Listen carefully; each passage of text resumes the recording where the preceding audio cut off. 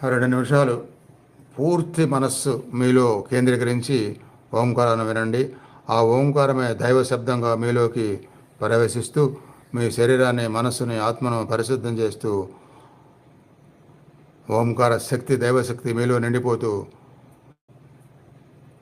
మిమ్మల్ని నడిపించే శక్తిగా మార్పుతో మీకు ఆ శక్తినిస్తూ మిమ్మల్ని ఆ దైవ ఓంకార శక్తి ఆశీర్వదిస్తుందనే భావంతో మీలోనే మనసు లయం చేసుకొని వినండి. ఓ